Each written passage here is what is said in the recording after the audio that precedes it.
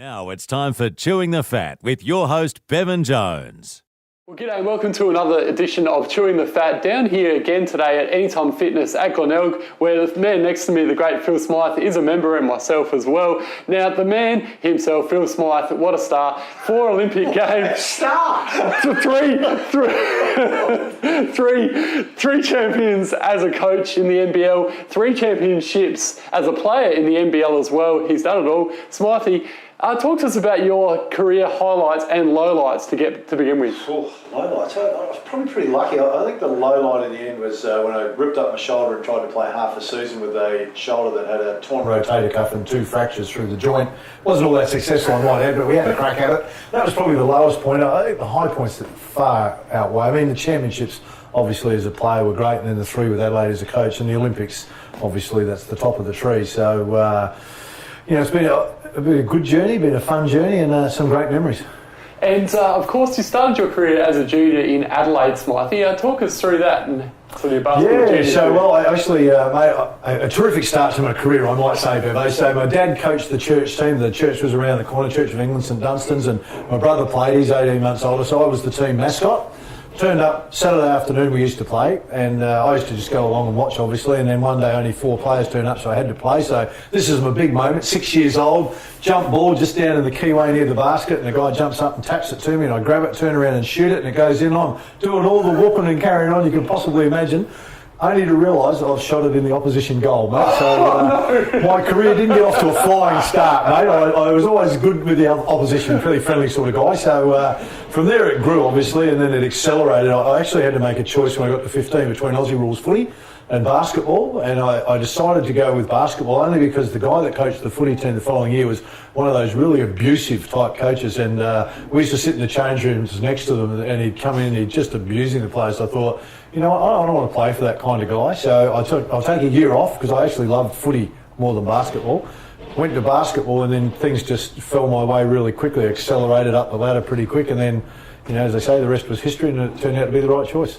And talk to us about 1980. You represented Australia for the very first time with the Boomers in the Moscow Olympic Games. What sort of experience was that like? Yeah, it was a bit of controversy, obviously, before we went to the Olympics because Russia had invaded Afghanistan and the USA were going to abandon their athletes. They weren't going to compete because, you know, of the invasion into Afghanistan. Of course, the United States forgot to mention at that time that they were still selling wheat to the Russians, but that was okay. It was okay if you're making money, but we'll go over here on the glory road and punish the athletes. And, you know, the really bad part in all of that for the athletes that had worked so hard from the United States to get there was, once the Olympics started, it actually made no difference at all. It made no difference. You know, the boycott didn't help the American athletes from going, and it didn't make any stand against Russia invading Afghanistan other than a bit of publicity at the start. So there was a moment there where Australia looked like boycotting, you know, going with the Americans, and then the government originally decided to boycott, and then they thought there was an uproar from the Australian people, so they said, well, we'll put it out as a vote to the people. And of course, the people all voted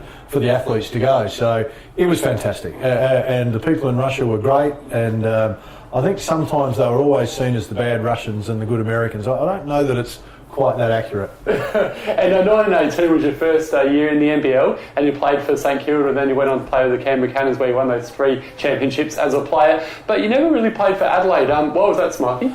In the early days, the league started in 1979. I was playing with my club, Sturt, and so I was hopeful that Sturt would get into the NBL because at that stage it was club teams, not so much the state type setup. And after 3 years they hadn't got in, and I'd become good friends with Brian Curl, who coached St Kilda, because I'd stayed with him at different times when I'd gone over to play with the Australian team, and so we'd ever talked about if I played in the NBL, you know, Curly convinced me that I had to play my first year with him, and out of our friendship, that's exactly what happened. I'd bought a business here, I was running my own business and commuting 4 times a week to go to Melbourne. You'll laugh, my salary that year was $1,500, mate, so I was paying more to park at the airport than I was actually getting paid to play. So, and then the next year, I had a job offer to go to the Institute of Sport in Canberra, and my then partner Jenny Cheeseman, who's a superstar, she got offered a job at the Institute, so we decided to move for 2 years. It finished up being 10 years, and lots of success, and it was a great journey. Then I actually came back to Adelaide then and played 2 years here in Adelaide. Would have played more, but one of the coaches, a fellow called Mike Dunlap, he didn't want me in the team. He wanted younger guys, and that was his choice as a coach. He's got the right to do that. But so then I went and played in Sydney for Bob Turner, again, a guy who had played for him in Canberra, so it was more about friendships than money. And that finished, returned back to Adelaide, and I was about to start a role with Channel 7 in the media, and then the job offer came to coach. It was either coach now or don't do it. Once you're out for a period of time, I think you're out for too long. So obviously I had 11 seasons with Adelaide coaching, and it was a pretty successful time. Except the last couple of years where the club was bankrupt, so it wasn't all that much fun those last couple of years. Well, the 3 championships is pretty good. So that didn't hurt. And back to your playing career, 1992 at Barcelona. It would have been amazing because you played against the dream team, the likes of Michael Jordan, Magic Johnson, Charles Barkley, the list goes on. But you had a bit of a stoush with Charles Barkley. Talk to us about that. Yeah, I didn't have the Shane Hill one on court. Mine was actually in the corridor. So what had happened in the lead up to Barcelona was Magic Johnson had came out and announced that he had contracted the HIV virus. And of course, remember we go back to 1992. We're not in 2019. So the knowledge then about the HIV virus was that you could catch it by sitting next to someone and breathing, or if they had blood on and you got blood on you, you could catch it, or if you're in a spa that they'd been in, you could catch it. So a lot of it was misinformation, but that was what was circulating at that time. So we'd come back from a trip overseas, and Pat Micken, who was then the journalist writing for the news, rang up to see how our tour went in preparation for the Olympics. At the end of the conversation, she said, Magic Johnson's just announced that he's got the HIV virus. How do you feel about playing against him? And I said, as long as medically it's okay, I got no problem at all playing against Magic. Next day, the headlines were Smyth refuses to play Magic. So it kind of escalated really quickly, and another player had come out and said that he wouldn't play against Magic Johnson. So for a couple of days, Basketball Australia thought it'd be best not to make any comment on it, but the problem was it went global in that short period of time. And so I was living in Canberra at the time. I had 24-hour police around the home because I was getting death threats that I hated the gay community and I didn't like people with illness, and none of that was true at all. Finally, Brian Sando, who was the Olympic doctor, who was just a ripping bloke, unfortunately Brian's not with us anymore, he came out and said, well, actually it's a reasonable question. And then everyone, that's the first week it was really emotive, so now we're into the second week, everyone's gone, well, actually that's a pretty good question, what's the answer to that? So suddenly, and at home I actually have in the shed 2 boxes, big full-size boxes, from doctors all around the world saying it's okay to play, and boxes where they're saying it's not okay to play. So there was just a lot of not good information at that time. Anyway, when I got to Barcelona, we were out on the Oval, 10,000 athletes out on the Oval, and I went up to PJ Carlissimo, who was an assistant coach with the American team, and said, listen, I need to speak to Magic Johnson because I need to clear up the Magic, what I said.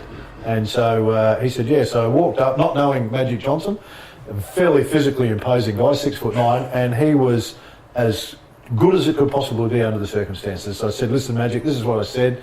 Had his arm around me, he said, hey, I really appreciate you being a man and coming up and talk to me about it. He said, I know how the media works, you've got no problem with me, and it's just great. And we shook hands, stood there and chatted for a while, and walked away.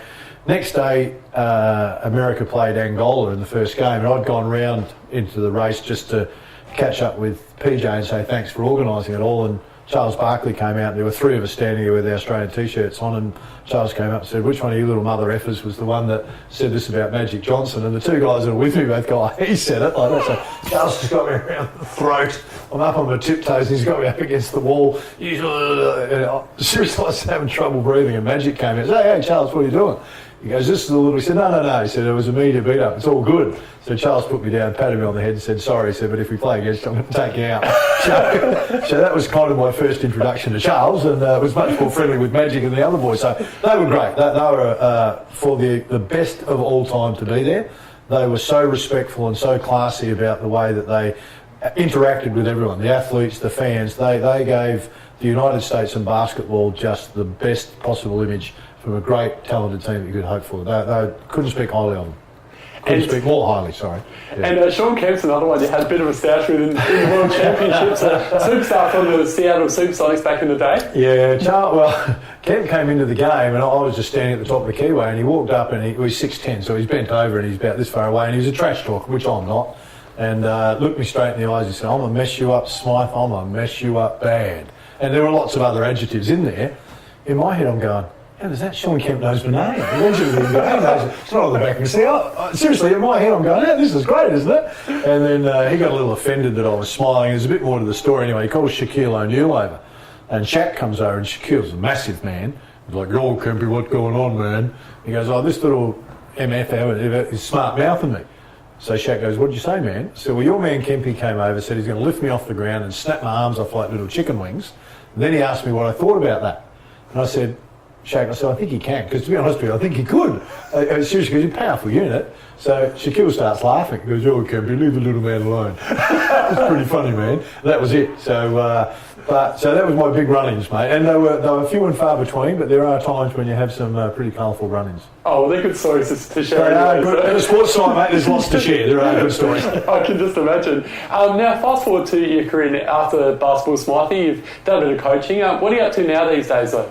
A bit more of a mentoring role now. You know, it's great as you get older, people think you've got wisdom. But whatever happens, don't let them find out the truth, mate, because then you can't get work. So I've started to do some work mentoring coaches and players, and I'm just about to embark up to Brisbane and spend some time each month with Brisbane with the coaches up there, with Chris Fagan and his coaches, and really excited about that opportunity. So it's just been a good journey of working and helping and doing those kind of things. So just behind the scenes, mate. I'm behind the scenes, low profile guy. Oh, that's the way to do it. And Adelaide 36ers, disappointing season. Of course, they've now lost Nathan Sobey as well. They've lost Mitch Peifert in the last couple of years. So two really good players to lose. How do you see them going in season 2019, Smithy? Well, it's pretty early.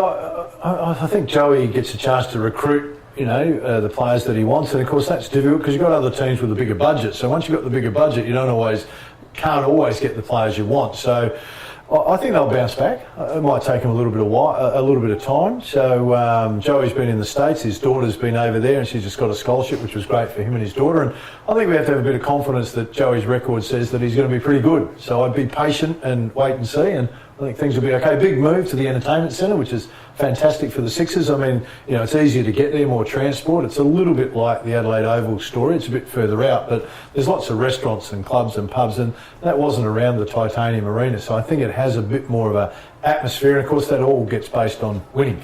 If you win, everybody comes and watches. If you lose, you don't draw a crowd. Doesn't matter what sport it is. Yeah, it'd be good to see 10,000 people at the end stand, that's for sure. That would be great. Yeah. Now, Smithy, round 4 kicks off of the AFL this week with the Power and the Crows having a couple of big games. We've got the Power taking on Richmond Saturday twilight at the Adelaide Oval. How did you see this one going? Richmond are a world of hurt. I think Damien Hardwick's run over about 15 black cats at the moment, and I suspect that Dusty's not going to be playing, so that would be an advantage for them. I reckon while we touch on that, though, I reckon Damien made a really good point in his press conference that the umpires have to be aware that Dusty gets belted every time he plays. And we know that's part of the game, but there's a point where you go, really? Surely as a spectator, I want to go and see Dusty play. But I don't want to go and see him scragged and belted and held to the ground. So what they're doing is they're rewarding the players with less skill than rewarding the players that have got the skills. I think you've got to work out what the fans want to see, what's right by the rule book. I hate at the centre bounce where you go out there and the blokes are all strutting around like they're roosters in the chook end, belting each other and hitting each other and going, really? Is that what we've come to see? But mate, I'll go and watch World Federation Wrestling. Just stop it. You don't need it. There's nothing to prove by me belting you like that before a game. It proves nothing other than I'm here. Well, mate, you can walk up and say I'm here. So I think when Dusty retaliated the way he did, and knowing Dusty, I think it's been a build-up over a probably 18-month period where he's finally sick of being belted behind the play and niggled, and he struck out. And I'm sure he regrets it, and I just think that those type of players should have some protection. You hear the fans go, "Oh, they're protected species." They're actually not. They're targeted species. Makes sense. Most teams are targeting those kind of players, so they want to distract them and get them off their game instead of. And I get that from the coaching standpoint. But I'm big on protecting those type of players, saying that they're our players that people want to see.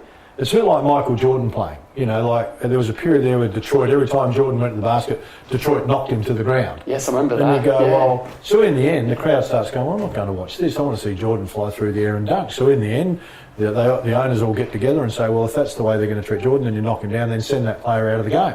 So then you will foul him, but we're not knocking him to the ground. And I think there's a balance, and I think it's too far for the guys that are less talented than the guys that have got the talent.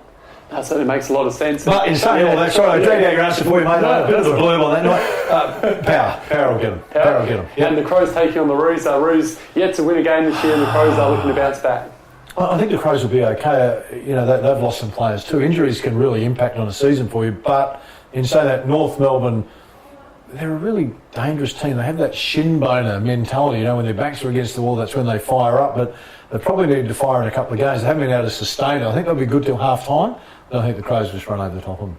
Yeah, I think you're right there. So now, Smythy, before I let you go, we're going to do a new thing called Manic Minutes, I should say. Manic Minute. That's through a mouthful, isn't it? The Manic Minute, right, I'm just going to go through and I'm just going to put my timer on here. I'm going to ask you... Well, I'll explode if it goes over a minute. That works. The chair explodes.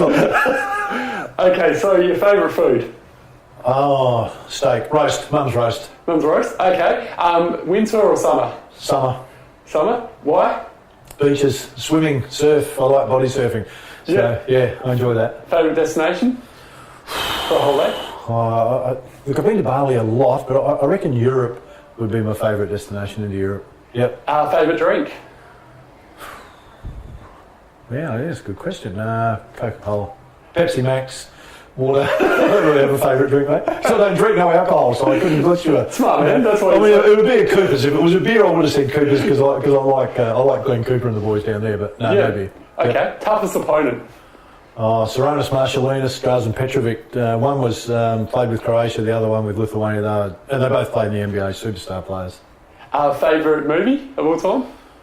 Oh, jeez, there's a few of those. Look, I reckon Shawshank Redemption was one that I really liked, and I like Gladiator. I like when the Aussies are in, and they're like Russell Crowe, and it's a great movie. So probably Gladiator. Well said, Phil Smyth. It's been absolute pleasure chewing the fat. Yes, you can get on it more for Bevo.